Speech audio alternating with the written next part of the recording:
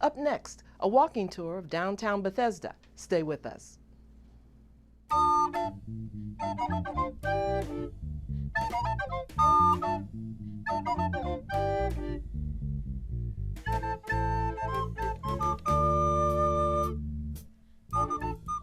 Hi, I'm Gail Street, and welcome to Paths to the Present.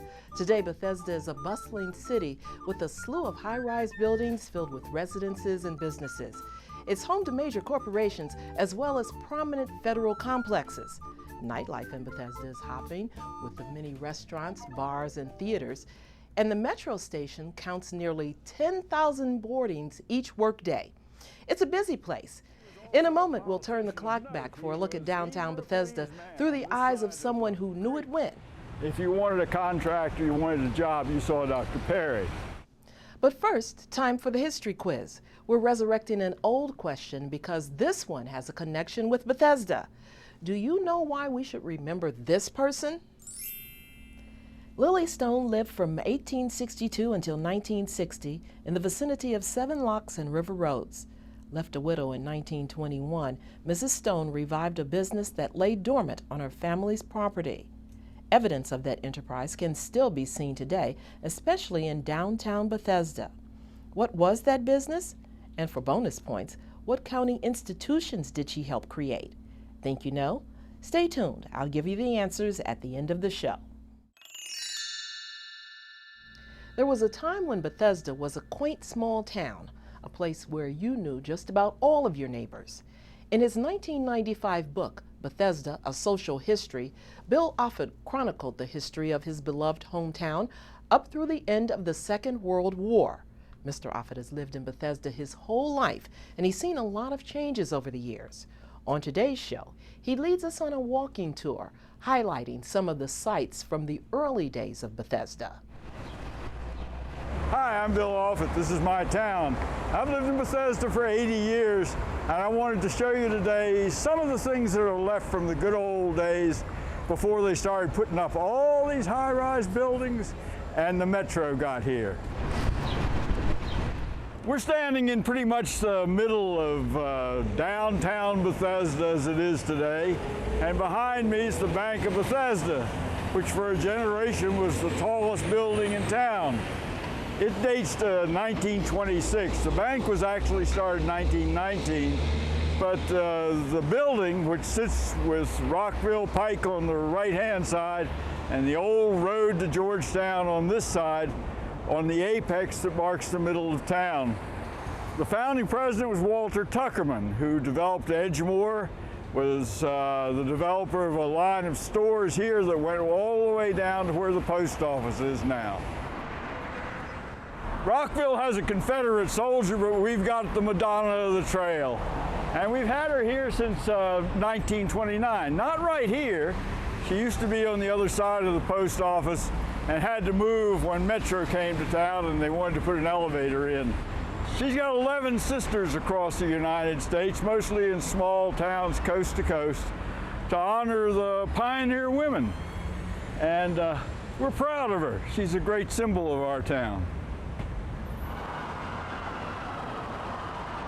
This is our Depression-era New Deal post office, circa 1938. That was a great year for Bethesda. In 1938, we got a nice movie theater up there, a twin to the Silver over in Silver Spring, and we got a 10-cent store the same year, and we got this nice post office, which was finished in the same kind of stone as the Bank of Bethesda.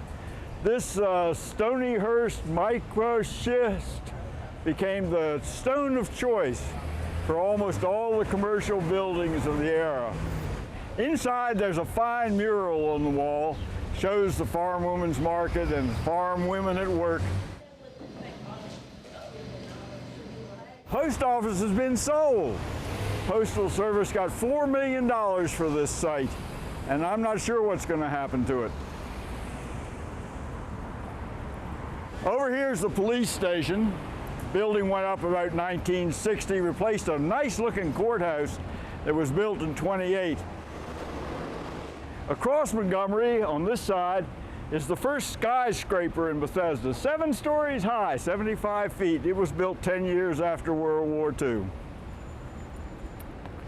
This is the oldest road in Montgomery County. It's an Indian trail in the beginning. In other words, it was here before we got here. It wasn't paved until the late 20s, and between 1890 and 1935, it had a single-track streetcar line running down its middle. This is Bethesda's oldest office building. Dr. Perry's building. It went up in about 1930. And Dr. Perry was something else. He was not only the best doctor and most popular one in town, he was also a politician of note. He was E. Brooke Lee's man on this side of the creek. And this building is our oldest office building by far. Hey, you want to see something cool? Come in here.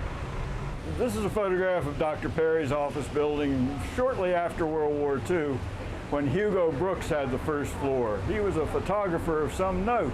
As a matter of fact, he shot our wedding.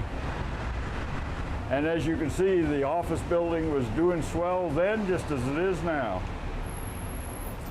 Down this way, we'll take a look at the old railroad bridge and the air rights buildings. Kind of interesting, both of them. Believe it or not, we're standing on top of a bridge here, a bridge that was built by the B&O. From 1910 and for the next 75 years, the railroad ran freight trains right through Bethesda and right under Wisconsin Avenue. So down there is where the hiking biking trail is now. We're standing on the railroad bridge, and these are the air rights buildings. And they're called that because all the builders could buy was the right to put them over the railroad tracks. They couldn't buy the right of way. When the railroad stopped running in the 1980s, the county bought the right of way and made a very popular hiking biking trail. Now some people are talking about putting tracks back down. This block had some of the first stores in Bethesda, including the very first, which was called Darcy's, and it was right here where this bank is. A little farther down the road, this is the area where there was a toy store called Lowen's, and it was a very popular store.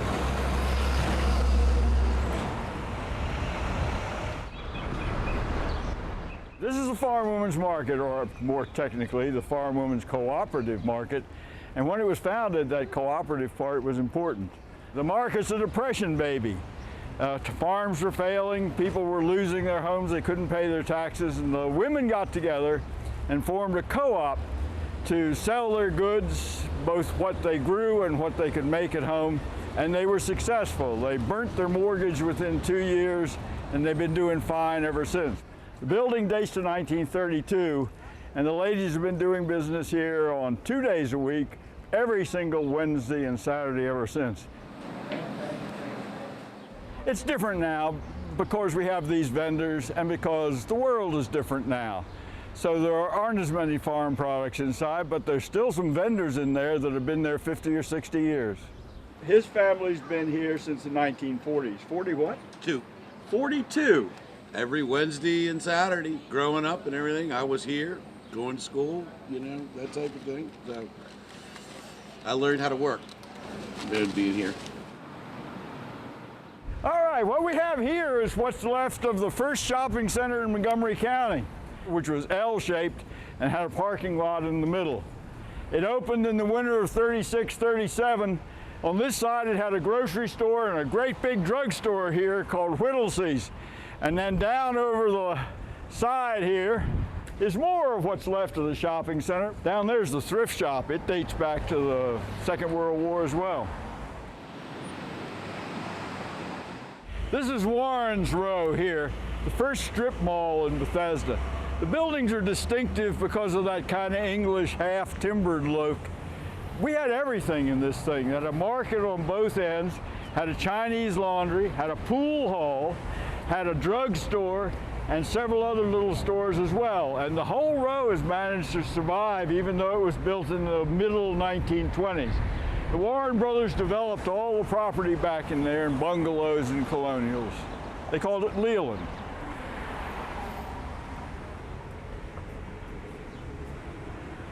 This is a phone company, and you can see it's the same kind of stone that you saw elsewhere.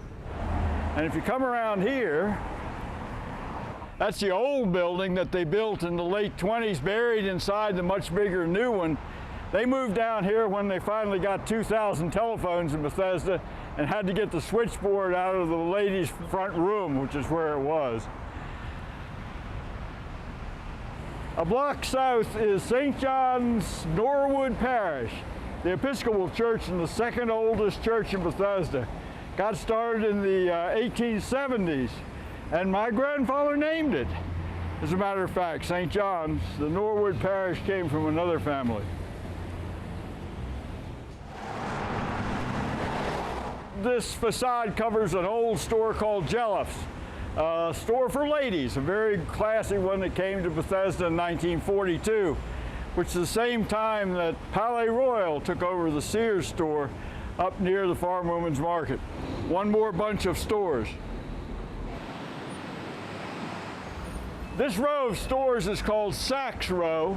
It was built in the late 1920s and was all faced like you see the upper story here. All these facades are new. One of the remarkable survivors in this row is this Chinese restaurant, which used to be called the Smiling Buddha, and it's been here since the beginning, since the 30s. On this end of Saks Row was the first car dealer in Bethesda, Northwest Ford. It's now a Bentley dealer, believe it or not. Bethesda used to have literally a dozen car dealerships, everything. Dodge, DeSoto, Pontiac, Packard, even Studebaker and Nash. This odd-shaped building was Burgas Furniture Store, a very nice store. When my wife and I got married about 60 years ago and came to Bethesda and rented an apartment for $85, we came here and we bought a sofa, a chair, and 2 tables for $300, and we still use them. This is the last remnant of Bethesda's 19th century buildings. This old store was built, 1886 or so, and was started by a family called Wilson. And in the 30s, the Broadhurst took it over and it became Community Paint and Hardware, which was by far the best loved store in Bethesda. When they quit, when they sold this property and sold this store so that Air Rights building could be built up there, their customers actually threw a party for them. It's remarkable. It was moved down here in the 80s. Back end was cut off and it was put on a new foundation. This photograph shows where the old hardware store used to be, which is there. Here's the railroad tracks, the B&O tracks. There's the bridge we stood on. And the store was moved from here down to here to put another Air Rights building across here. Well, that's about it. That's some of the old buildings and some of the old places. And I hope you enjoyed it. Come visit us next time you're in the neighborhood.